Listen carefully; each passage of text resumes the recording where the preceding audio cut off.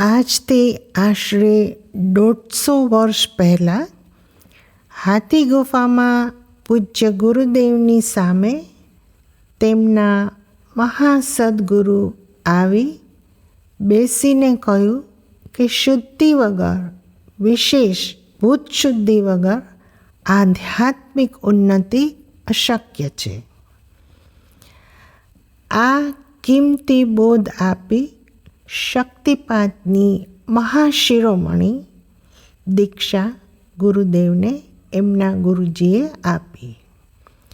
એ જ બોધ તમને પણ શક્તિપાત દીક્ષા સમયે આપ્યો. પરંતુ હાલમાં પણ રોજિંદા જીવન અને વ્યવહારમાં આપણે સંસાર અને માયાના મેલને જાણે અજાણે લાગવા દઈએ છીએ. એટલે તે શુદ્ધિનું કાર્ય નિયમ ચાલુ રાખવો જ પડે.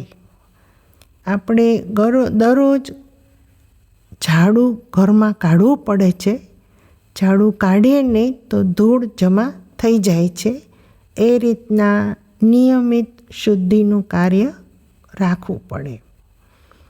પરમાત્માથી આત્મા, તેમાંથી કુંડલિની અને તે મહાશક્તિ પ્રાણ દ્વારા પિંડ અને બ્રહ્માંડમાં સ્થૂળ, સૂક્ષ્મ અને કારણ કાર્યો કરે છે.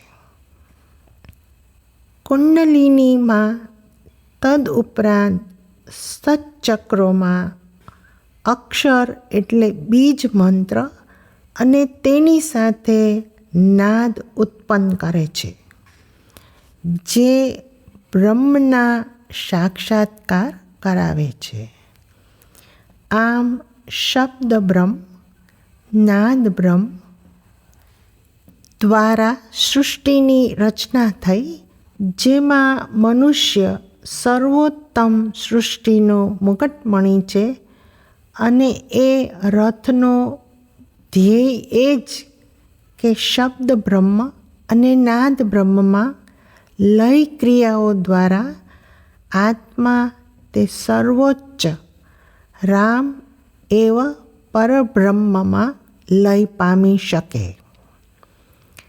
આ ક્રિયા શબ્દનું મૂળ તત્વ માતૃકા શક્તિ એટલે કુંડલિની શક્તિ, જે માતૃકા રૂપિણી છે, તેના દ્વારા સિદ્ધ કરવાનું છે.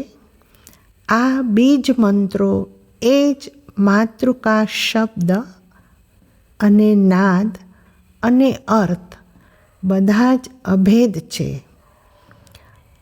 આગળ માતૃકાના ચક્ર સાથે અભેદ હોવાથી શ્રીયંત્રનો પણ સતચક્રો સાથે અભેદ છે.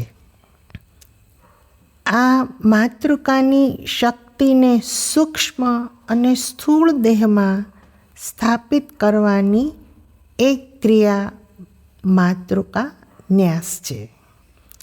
પૂજ્ય ગુરુદેવે વજ્રપંજરમાં સ્પષ્ટ સમજાવ્યું કે શિવને પ્રાપ્ત કરવા શિવ બનવું પડે.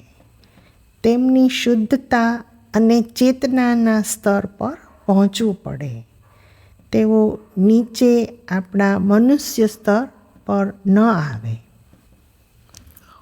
મૂળ શિવો ભૂત્વા શિવમ યજેત, એ જ પ્રખર સિદ્ધાંત હૃદય પર કોતરી રાખવો. આ ક્રિયા દ્વારા મનુષ્યની સ્થૂળ, સૂક્ષ્મ અશુદ્ધિઓ દૂર થાય. કારણ દેવના મંત્ર, વિશેષ માતૃકા અથવા બીજ મંત્ર દ્વારા શરીરના અનેક અંગોમાં સ્થાપિત કરી શરીર દેવમય બની જાય છે. આપણે ગણપતિની શક્તિઓનું સ્મરણ અને ત્યારબાદ મહાકુંડલિની ત્રિપુર સુંદરીના ન્યાસ કરીશું, જે 6 ચક્રોના દેવતાઓની કળા છે.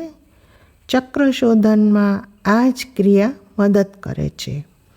શ્રીયંત્ર એ સૃષ્ટિક્રમ અને લયક્રમ એમ બંનેમાં પૂજાય છે. શ્રીયંત્રની બધી જ શક્તિઓને મહાલક્ષ્મીની એક એક શક્તિ સાથે જોડીને તેનું સૃષ્ટિક્રમમાં આ પૂજન કરવાના વિધાનને દારિદ્ર્ય ધ્વાંસિની પ્રયોગ કહેવાય છે. જે આપણે કરીશું અને જેમને કુંડલિની મહાયોગનું વિજ્ઞાન આપ્યું એ જ મહાદેવ શિવ શંકરજીએ આ પ્રયોગ સ્વયં આપેલો છે. ધ્યાન રહે કે દારિદ્ર્ય માત્ર અર્થનું જ નથી, પરંતુ જીવનમાં મતિ અને બુદ્ધિનું પણ હોય છે. આપણે પહેલાં શ્રીયંત્રનું સંહાર એટલે લયક્રમથી પૂજન કરીશું અને ત્યારબાદ ઉપરોક્ત પ્રયોગ કરીશું. સીતારામ.